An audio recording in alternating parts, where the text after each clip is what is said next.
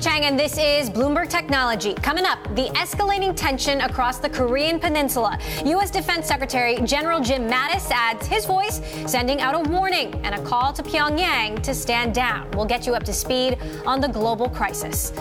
Plus, my wide-ranging exclusive interview with Facebook COO Sheryl Sandberg, the 10-year veteran on sending out a call to action for working women and holding companies accountable to commitments to their employees.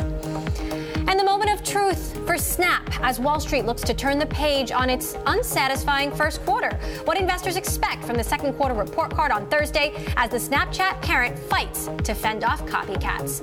First, to our lead. U.S. Secretary of State Rex Tillerson is trying to smooth things over after President Trump threatened to unleash fire and fury against North Korea. Earlier today, Tillerson told reporters that Trump was sending North Korea's leader a message in a language Kim Jong-un would understand. Tillerson added that he doesn't feel there is an imminent threat from North Korea. Meantime, in Washington, it was reported that the FBI raided the Northern Virginia home of Trump's former campaign manager, Paul Manafort, 2 weeks ago in an effort to find tax and foreign banking records. Joining me now to discuss, Bloomberg's national political reporter, Sahil Kapoor, in Washington. So, Sahil, first, let's start with North Korea. There are a slew of bad options here. What do you think is the most likely way this plays out? Well, this is a problem that we know has bedeviled the Clinton administration, the Bush administration, the Obama administration.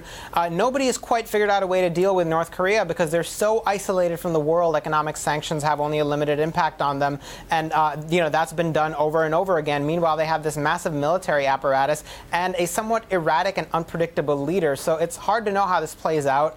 There are no great solutions here beyond simply containing them and preventing them from acting in a more belligerent way, which is what Secretary of Defense James Mattis said today. The White House spent much of the day walking back President Trump's rhetoric yesterday, the fire and fury like the world has never seen before, quote, essentially saying it was off the cuff, he was improvising, and that language had not been vetted. It's a pretty spectacular thing to see the White House saying, the president's words in this regards should not be taken quite so seriously. So when it comes to Paul Manafort and this FBI raid on his home, the day after he spoke with members of the Intelligence Committee, how big a red flag did they see? Is it a sign that they don't trust him? It's a sign that this investigation into him is very serious. The Washington Post reported that the raid happened late last month. It wasn't leaked. Mueller hadn't, disclosed exactly what he was going for. It seems like the work of a serious investigator who's not operating in the public eye but wants to get all the information he can. The Post had reported that there were search warrants involved and they seized a bunch of information from his house. So it sounds like they have a pretty specific purpose here. Beyond that, a lot of this is unknown, I think, to the public, specifically what the investigators have in mind and what they're going for. But yes, it absolutely sounds serious. All right. And more harsh words from the president himself for Senate Majority Leader Mitch McConnell. President Trump tweeting, Senator Mitch McConnell and I had excessive expectations, but I don't think so. After 7 years of hearing repeal and replace, why not done? What do you make of yet another public attack here from the president on a key Washington lawmaker? I think it's more significant than most of the president's prior attacks on Republicans. This is Mitch McConnell, the Senate Republican leader, the man he needs to get pretty much any piece of legislation through and out to his desk. It's unusual to see Trump and McConnell going at each other like this. It's not happened. McConnell has so far only offered the gentlest of critiques about the president, and that has been with regard to his Twitter feed. He doesn't like the president's tweets, he said over and over again, because it distracts from the message and the priorities that the Congress wants to do. This time, McConnell took it a little further and portrayed President Trump as a political novice who doesn't quite understand the way things move in Congress and the fact that things need time to happen. And he accused the president of overinflating expectations, which is why you have a 200-day mark right now where, President Trump does not have a major legislative achievement to brag about. The Obamacare repeal bill, at least a stripped-down version of it, failed in the Senate by a single vote. And everybody's trying to point fingers. McConnell's trying to explain why his Senate wasn't able to get that done. And, the House House is pointing the finger at the Senate. The president's got to answer for it as well. So this is some ratcheting up that is unhelpful to Republicans if they want to get big things done in the rest of the year, like infrastructure and maybe like taxes. All right, McConnell, exactly what he said on Monday. Our new president, of course, has not been in this line of work before, and I think he had excessive expectations about how quickly things happen in the democratic process. Bloomberg's Sahil Kapoor with us from Washington. Sahil, thanks so much for that update. Well, the ex-Google engineer fired this week over his 3,300-word memo on gender differences, and the tech industry has made his first public comments. James Damore spoke with YouTube chat show host Stéphane Molyneux. In an interview posted online, he discussed the reasons behind the memo. I mean, a lot of this came from me seeing some of the problems in our culture at Google, where a lot of people that weren't in this groupthink just felt totally isolated and alienated. And so there were many people that came to me and just said, yeah, I'm thinking of leaving Google because this is getting so bad. And so I really thought it was a problem that Google itself had to fix. Now, Facebook's COO, Sheryl Sandberg, addressed the memo on her Facebook page. She wrote, "Inequality in tech isn't due to gender differences. It's due to cultural stereotypes that persist. We all need to do more." You will hear more from Sandberg later in this hour. Our exclusive conversation with her, we will cover the culture wars brewing within the tech industry. And speaking of Facebook, coming up, the company is bolstering its efforts to combat hate speech. We'll discuss the tech giant's latest move and its possible impact next. This is Bloomberg.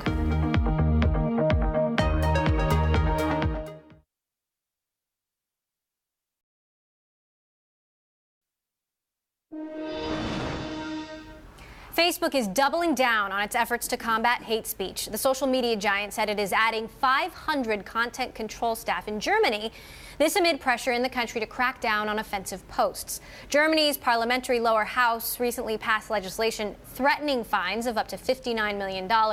That fine would be levied on large social networks that fail to let users report hate speech or to remove illegal postings. Joining us now, Bloomberg's Caroline Hyde in London, and with me here in the studio, Techonomy CEO David Kirkpatrick, also the author of The Facebook Effect. Great to see you in person today. Good to be here. David. Caroline, though, I want to start with you, laying out what exactly is behind the beefing up in staff here. Well, it's interesting because we've heard as recently as back as May, but then more recently in June, that we were going to see a beefing up across the world of content control people that were going to be working on behalf of Facebook. They said they were going to be expanding it by some 3,000 new content control staff to beef it up to be 7,500 worldwide. Now, notably, most of these people tend to work in outsourcing companies, and this is what's going to be happening in Germany. 500 being added in the west of Germany. They've already got some 700 in the capital, Berlin, working for a different outsourcing company.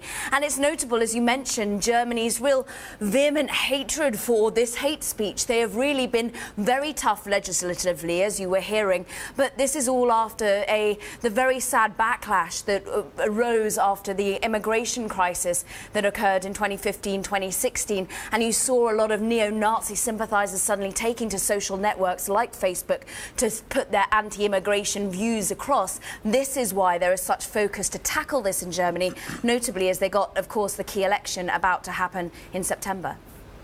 David, what do you make of how Facebook is handling this issue now? I think they're trying really hard to do the right thing. 7,500 sounds like a lot of people focused on this, but if there's 2 billion people on the platform, and let's face it, a good percentage of them, larger than we would like, are saying things periodically that are not very sociable, it's possibly going to take more than that. That's why they're also focusing very heavily on artificial intelligence as a way of surfacing the conversations and comments that maybe these 7,500 people ought to look at.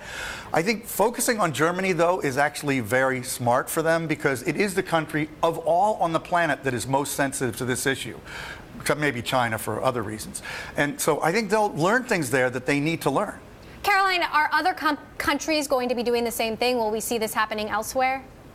I think this is really interesting. We have heard, particularly here in the United Kingdom and indeed in France, talk of potentially bringing in legislation themselves, fines themselves.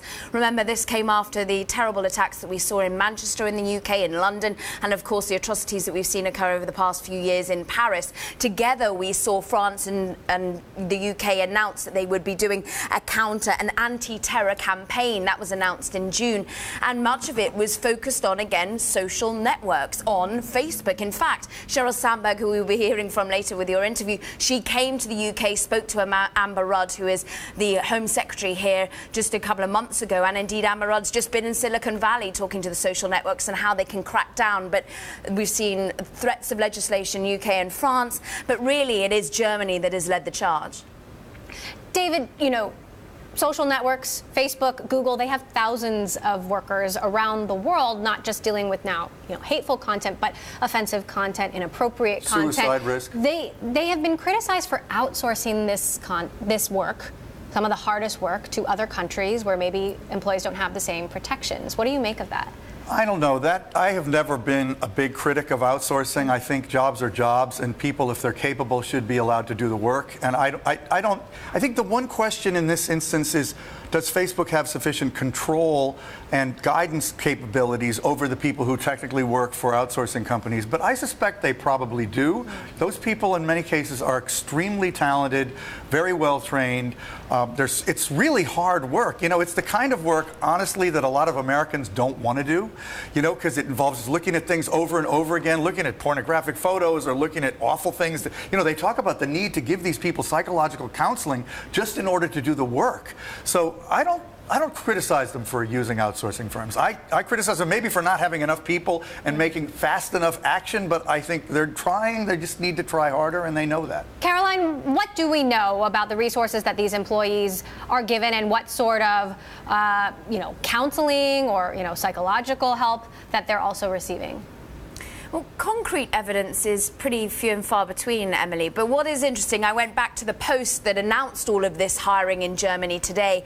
And not once, not twice, but 3 times they mentioned the need for necessary support. They've clearly realized that there is this concern about, well, when people are basically staring into the abyss of human depravity, what sort of support can you give to these people from a psychological point of view? So they have spelled out time and again that they're going to be giving them counseling available. There is going to be plenty of training available. But as you say, these are people eventually hired by contractors. How much control will they actually have? The contractors are based in Germany. They will, of course, be working very closely in a network, it would seem. But it's hard to know exactly what sort of support systems these people will have. David? Well, here's a point. We only have 30 seconds. Okay, this shows how serious the problem is. In Germany, just in the German language, they're now going to have 1,200 of their 7,500 people. Think of all the other languages that are happening around the world, and if they were to have a proportionate number of people working on this problem in every language, it would be probably hundreds of thousands. Right. It's a Herculean effort. All right, David Kirkpatrick, you're sticking with me. Caroline Hyde with us in London. Caroline, thanks so much for weighing in. Coming up, our exclusive conversation with Facebook Chief Operating Officer Sheryl Sandberg. As part of the interview, we talk about why companies should have a zero-tolerance policy for sexual harassment. This is Bloomberg.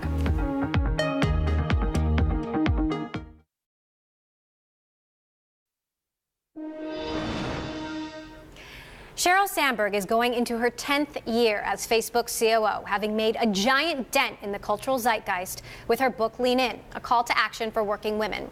When her husband, Dave Goldberg, CEO of SurveyMonkey, died unexpectedly in 2015, she wrote her second book, Option B. Now, in an exclusive interview, Sandberg has a new call to action to companies and their leaders as corporate policy continues to evolve. I realized after I lost Dave is how badly we deal with grief, how badly we deal with not just finding what we need for ourselves, but really supporting each other. I realized that before I lost Dave, I had no idea how to handle a colleague who was going through something hard. What I would usually do is try to address it once, I'm so sorry for your loss, and then I would never mention it again. And after I lost Dave, I realized that even the basic pleasantries, how are you? To someone who just got diagnosed with cancer or lost a child, that can seem like a really insensitive question. Do you feel like he's still teaching you, maybe teaching all of us? Definitely. I mean, I try to remember what Dave would say. I try to remember the things, the way he looked at things. It gets harder as the years go on. I mean, certainly as a parent, specific situations, when I first lost him, I was closer to those, and now I face more situations with my kids that I don't have his opinion. But then I try to remember that I know what he really cared about. I know what he cared about for me and my children, our children. And I know what he cared about for people in the workplace. I've watched Sandra Lurie take on SurveyMonkey. I've watched them redefine their purpose around curiosity and how people use data to make decisions. I know how much Dave would like that. And I do, being on your show is emotional for me, because most of the time I ever saw you on your show was when I would watch him. How has it changed how you lead? It was something that really surprised me. I mean, I had thought about the fact that when you lose someone, you're sad or you're angry, the things people talk about, but what no one had ever talked about was the confidence loss. But then when it happened to me, it made sense. So when people said the kind of things to me that I used to say to people, which is, oh, of course you can't concentrate with all you're going through. In the days when I wanted to be at work, because being at home was horrific. Mm-hmm. Work was better once my kids went back to school. I had nothing else to do. Hearing, oh, of course you can concentrate, that really undercut my confidence even more. So now I have a different approach. I, of course, start with, do you need time off? Mm-hmm. But if someone's choosing to be at work, I then will not just say, oh, of course you can't concentrate, but say, thank you for that contribution. Even the most basic compliment can really help someone who's facing a personal crisis, facing a cancer diagnosis, struggling with something in their personal life, because it tells them that you still think they can contribute. I know Facebook has increased paid family leave, bereavement leave as a result of this. How has this shaped Facebook's culture? Well, this is a really important conversation, not just for Facebook, but for all companies. I believe we need 21st century companies that make a 21st century commitment to employees. What does that mean? Well, what it means is that our public policy in this country is in a really bad place. We're the only developed country in the world to not have maternity leave. The only one. You know, we're one of the only countries in the world that doesn't have paid family medical leave. Companies have an opportunity and an obligation to step into the gap. And what's important for companies to understand is this isn't a trade-off between the right thing to do and the smart thing to do. This is both. I actually believe it will create the kind of companies that will outperform in a globally competitive environment. Now, I know you've been quietly disseminating this philosophy around corporate openness and talking to other CEOs. What are you telling them? Let's start with the policy side. We need better corporate policies, parental leave, both maternal and paternal, covering all forms of adopting a child and childbirth, equal for men and women. At Facebook, we offer 4 months, and we encourage people to take it. And Mark Zuckerberg set a great example himself. Paid family medical leave, so that people can take care of themselves and children. And bereavement leave.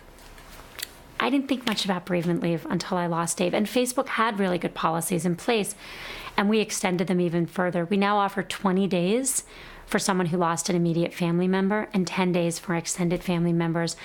I've been talking to a lot of CEOs and companies about extending their bereavement leave. MasterCard announced, and I was so happy to applaud them for it. SurveyMonkey, obviously close to my heart, have done it as well.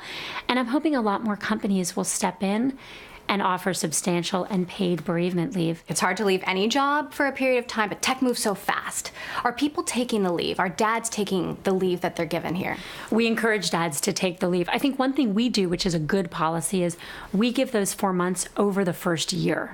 And if you want to take it all up front as 4 months, that's great, and we're happy to encourage that.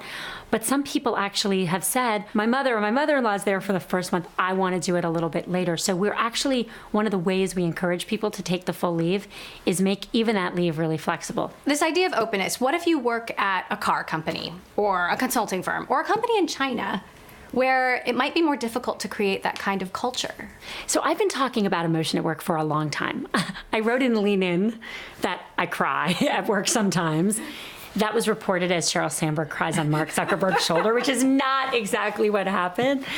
But I wrote long before Lean In that I leave work at 5:30 so I can be home for dinner with my kids. The concept that we can be both, hopefully, great leaders, great managers, great contributors, but also great parents and wives and husbands and fathers and mothers and friends. I don't think these things trade off.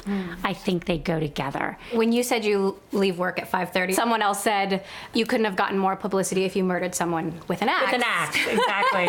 I think it's fair, though, that you probably don't leave work behind at 5:30. The expectations of modern workers and modern parents are higher than ever. How do employers address that?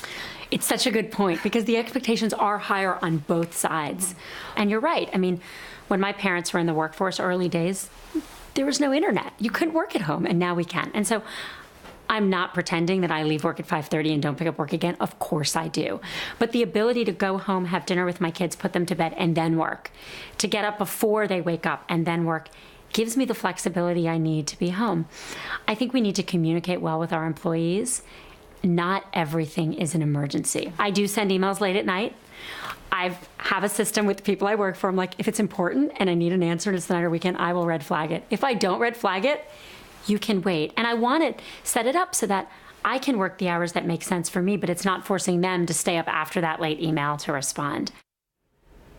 We'll have much more from our exclusive conversation with Facebook COO Sheryl Sandberg. Coming up, we discuss the company's corporate culture and what changes could be on the way at Facebook. And Bloomberg Technology is live streaming on Twitter. Check us out at Bloomberg Tech TV, weekdays 5 p.m. in New York, 2 p.m. in San Francisco. This is Bloomberg.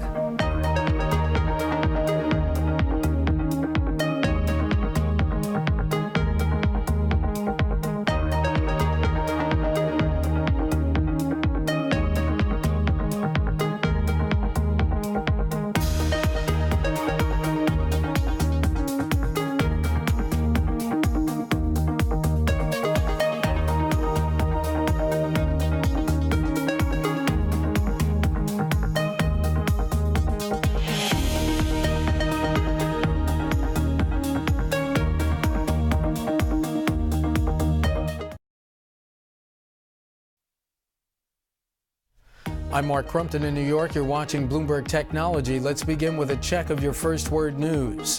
Britain's ambassador to the United Nations, Matthew Rycroft, says the UK fully supports the Trump administration's tough stance on North Korea's nuclear ambitions. The United Kingdom stands shoulder to shoulder with the United States in tackling this threat and many others. We are united in calling on the North Korean regime to halt its nuclear program. The whole of the Security Council has come together behind that, and I think that we should see the President's public comments as one of the many strands of US activity. Ambassador Rycroft added that the president's aggressive rhetoric on North Korea isn't hurting any chances for diplomacy. In the wake of international condemnation, North Korean authorities today arranged a giant rally as a show of collective support for their rejection of the UN's latest round of sanctions. People packed Kim Il-sung Square in downtown Pyongyang for the event. Amnesty International is urging Kenyan authorities not to use force unnecessarily while responding to protests and opposition claims of vote rigging. The Associated Press reports at least 3 people have been shot. Incumbent President Uhuru Kenyatta reportedly holds the lead as vote counting continues. A spokesman for Paul Manafort says the former Trump campaign manager is cooperating with the FBI. That's after word that agents raided his Virginia home last month and collected material during the search. Global news 24 hours a day, powered by more than 2,700 journalists and analysts in over 120 countries. I'm Mark Crumpton. This is Bloomberg. It's just after 5:30 p.m. here in New York, 7:30 Thursday morning in Sydney. I'm joined by my colleague Paul Allen with a look at the markets. Paul, good morning. Good morning, Mark. Let's start with the New Zealand dollar, which is fractionally higher against the greenback. This after the Reserve Bank of New Zealand held the country's cash rate at 1.75%, expecting to keep it there for some time on a weak inflation outlook. Around the markets, Nikkei futures looking mixed at the moment. Toshiba confirms it will submit first quarter and full year 2016 reports by today's deadline. Japan Post also reporting. Here in Australia, we've got ASX futures slightly higher as we wait on the airline Virgin Australia to report its full-year result, expecting its 5th consecutive loss there. And Noble Group, the commodities supply chain, also expected to report second quarter results after the bell. $1.8 billion loss expected there, and that is more than Noble's market valuation. Elsewhere, also waiting on China Mobile first half earnings. I'm Paul Allen in Sydney. More from Bloomberg Technology next.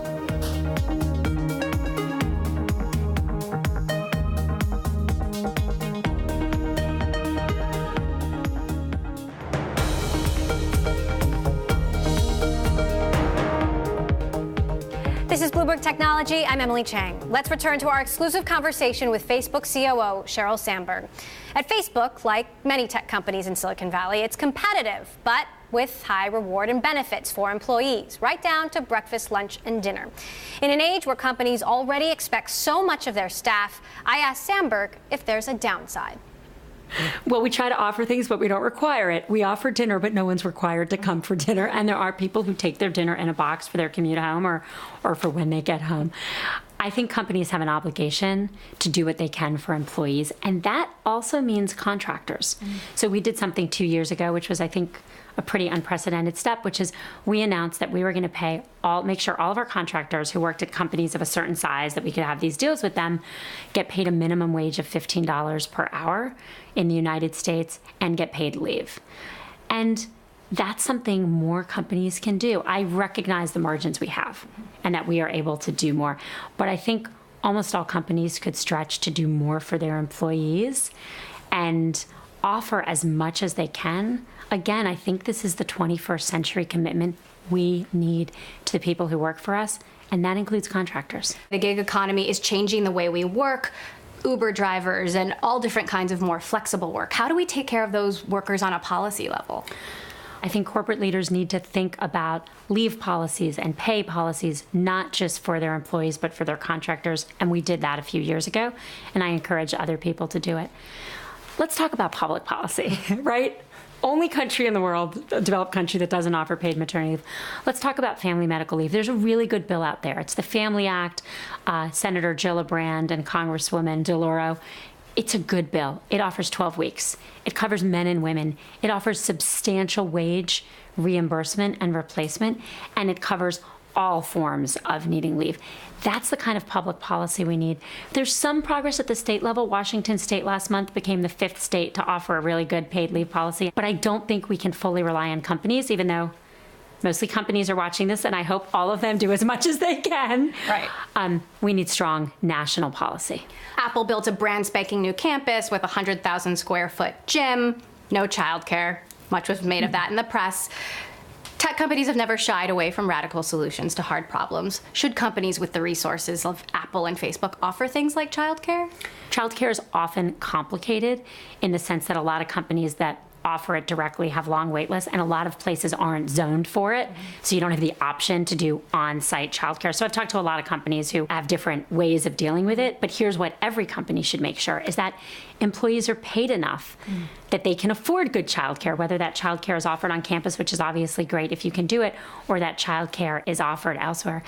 Employees have the flexibility that when a child is sick, they're not worried about losing their jobs. And we know that in people who are employees of companies like Apple and Facebook, those companies are more likely to be able to provide those things than other companies, and that's why we need to think about all of the workers. I'm curious how the message of option B and corporate openness aligns with the message of lean in. Sharing is great, but can sharing hurt women more? Let's be clear. There are double standards, I'm sure, men don't really cry in the office, but if they did, I would applaud them. But if people who've ever had a son and a daughter, I did, turns out those babies cry the same amount. As adults, women cry more than men. We socialize that. And I think our culture needs to change because we're holding both men and women back. I really believe that the best leaders and managers do not shy away from emotion, but embrace it. Now, that doesn't mean we spend all day kumbayaing in a circle with tears. No one's saying that. But it does mean that when someone has lost a child, how are you today? I'm thinking of you. What can I do to help you? And on the way out of a meeting, are you sure you want to be here? But you know what? You made a great point. That is how you use EQ combined with IQ to be a great manager. I think the best managers are doing it, and more can. There's been an explosion of stories about sexual harassment in Silicon Valley. VCs have lost their jobs. The CEO of Uber has resigned. Are you surprised by this? I mean, I'm hugely disappointed. Look, sexual harassment has been around for a long time in every industry. It's abominable that it still exists in this day and age. People know better. I think it's great when people lose their jobs when it happens, because I think that is what will get people to not do it in the future. And I think this is a leadership challenge. Mm-hmm. As a leader of a company, there needs to be no tolerance for it. Full stop. No tolerance. Look, no one should go to work and face this. What's your advice to the next leader of Uber? I think people respond to what's tolerated and what's encouraged. And I think a great leader can change the culture of, I think, almost any company in almost any situation. You put in new policies, you have new procedures, your language is different. I'm always optimistic. One Uber investor told me he would die to have you in that spot, and I'm sure even more so after hearing that answer. Why not? Because I love Facebook. I really do. I love my job. I love our new mission about building community, and I love the community that is this company. I get to do something I deeply believe in with one of my best friends in the world, Mark Zuckerberg, all day.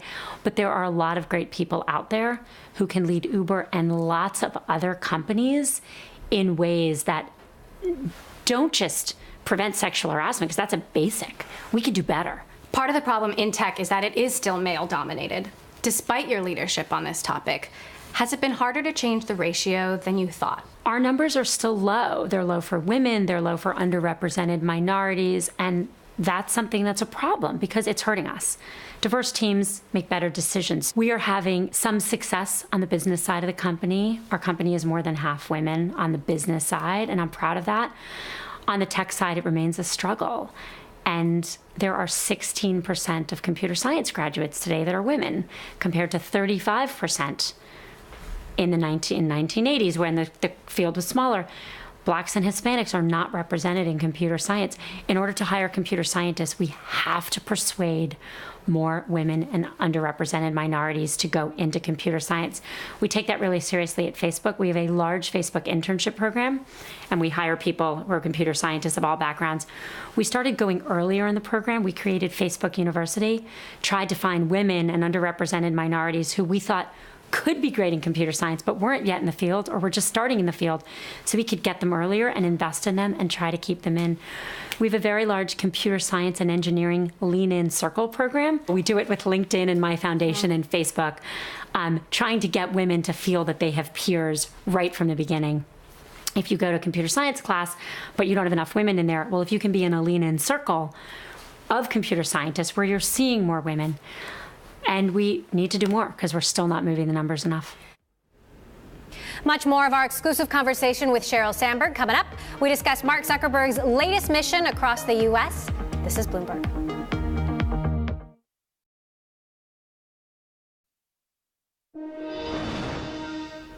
With 2 billion global users, Facebook is no longer just about connecting the world, but bringing it even closer together. That's according to CEO Mark Zuckerberg, who recently went on tour around the U.S. as part of a personal challenge to visit all 50 states. In our exclusive interview with Facebook COO Sheryl Sandberg, I asked about this new mission. Mark wanted to make sure he'd gone to all the states. And, you know, it was interesting because when I first came to Facebook, Mark told me he had never really gotten to travel that much, right? He started the company before he graduated from college. And so he took a trip then where he could see different parts of the world. And I think he really realized he hadn't even understood and seen his own country. And I think what he's learned and experienced has been really important for Facebook because it's helping inform our products. When he rolled out a new mission of being community-based, empowering communities, that was coming from a deep place of experience of what he was seeing was being found and being lost in communities. Mark and I think all the people that work here, we know we have a very big responsibility. And we want Facebook to help do good in the world. We always have. And I think Mark having that direct experience base is helping us build the products that will build community. Facebook's new mission is not just to connect the world, but to bring people closer together, as you say, through groups. Do you think groups are the future of Facebook? I think groups are important because they're bringing people together. They are one product manifestation of a community. Mark's talked about concerns about isolation and nationalism that have risen despite Facebook's efforts to connect the world. And groups coalesce around like-minded views and interests. You think Facebook's part of the solution, but is it also part of the problem? Well, any technology that's ever been invented has been used for good and sometimes used for bad. And we work really hard to make sure the bad is not on Facebook. I think groups are helpful. I think groups bring people together on different issues. And you actually see a lot of groups that are pretty broad. One of the women I met with has a group bringing women of Muslim and Jewish faith together. So very much on purpose, bringing people together. And there are a lot of groups that serve the purpose of bringing people who wouldn't otherwise connect together online. And that's one of the powers of technology. A huge part of our user base has a cross-border connection. And I think about that in my own life. When I was, in high school or college, I didn't know anyone who didn't live in our country. I grew up in Miami. I barely knew anyone who wasn't from Miami. But if I were on Facebook now, growing up, I'd probably have a cross-border friend. I'd probably have a friend on Facebook from another country. Would you ever consider showing people news or information from the other side of the aisle? Like, what are people who think differently than me thinking? And we do that. I think people worry that Facebook, puts you in a news feed that's all the people have the same views as you. That's not what happens. Because of Facebook, you can hear from more voices. And on average, by extending to more voices, you actually see broader views than you otherwise would see. Now, that doesn't mean everyone's being blasted by views from the other side all day. They're not. But on average, Facebook broadens the views. I still think we all can do more to learn more about what other people think and what their experiences are. WhatsApp is now partially blocked in China. Is Mark's dream of connecting the world now highly unlikely? We've always said the whole world includes China, and Facebook remains blocked there. Mark told our friend David Kirkpatrick that Facebook is more like a government than a traditional company, and probably even more so now at this scale. How does Facebook manage the scope of its policy, media, and all of these different responsibilities in this modern age? Well, we try to do it by empowering local teams. We know we're not going to get everything right from Menlo Park. So with public policy, we've hired local teams on the ground. We have extraordinary leaders around the world, and they make sure we understand what's going on in those countries. We are not perfect. With so many people posting to Facebook, we make mistakes. We're trying to address those mistakes quickly and correct them. We're also really investing in community operations. We're hiring another 3,000 people to work with our community. That's a pretty serious investment for us, and hiring them all around the world. We want to try to get the policies right, get there quickly, and make sure we're staffed so that we can be as responsive as possible. If Facebook is more like a government than a company, what's your role? Well, we're a company. We're a company that's broadly used. We have responsibility and deep responsibility to the people who use us to put out a product and service that enables them to share and keeps harmful things from happening. We have a responsibility to the people that use our products. When they report something, we try to get to it as quickly as possible. And we have a responsibility to build teams around the world that have empathy for local users. And that's what we're trying to do. Facebook is pushing forward with artificial intelligence. You're hiring 3,000 people to help moderate content. Ultimately, someday, though, this is a job technology might be able to do. What do you see as the impact of automation on the human worker?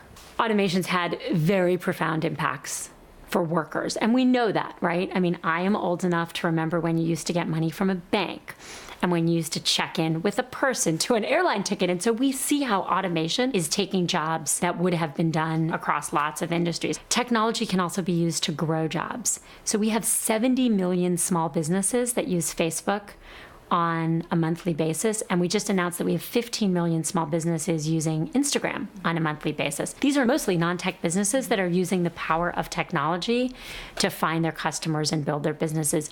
We study our impact on the economy regularly, and we care about the millions of jobs that we create, and we work really hard to help small businesses use technology to help them thrive, and importantly, not just tech businesses, but all businesses. Facebook is making a huge push into video, and some say Facebook might become more like a competitor to YouTube. How do you hope this changes the perception of what Facebook is? It's really technological advancement. 4 years ago, if you tried to post a video, you couldn't. And if you tried to watch a video, it buffered and it was super annoying.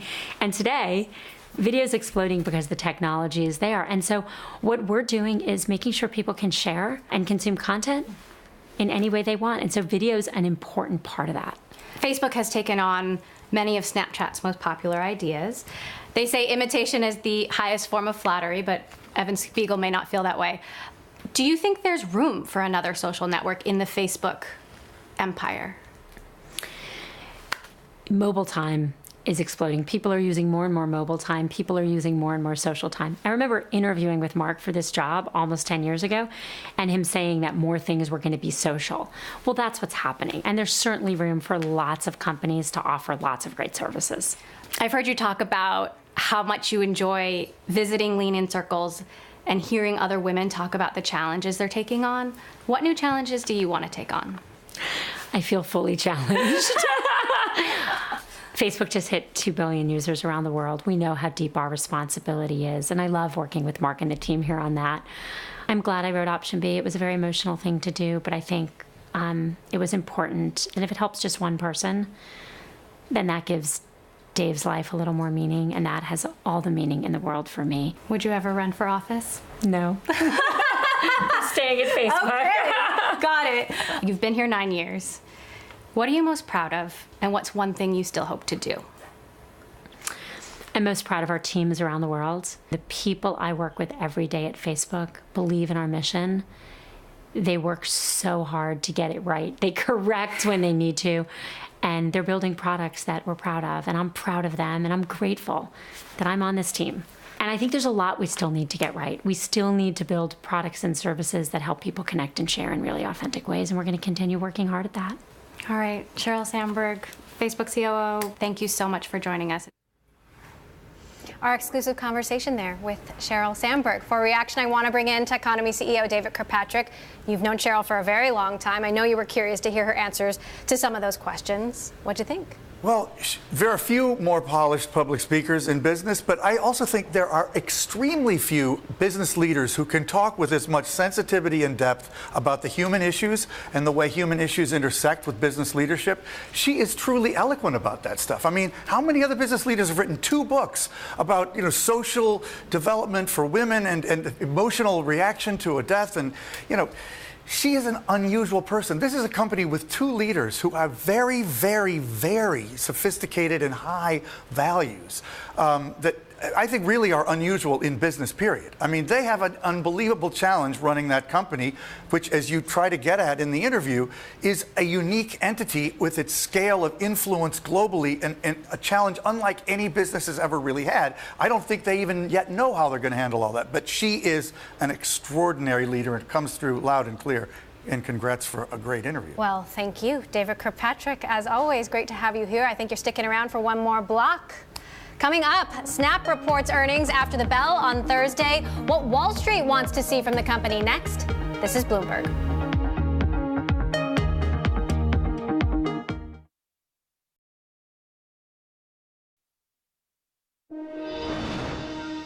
The parent company of Snapchat has taken investors for a wild ride since its March public trading debut.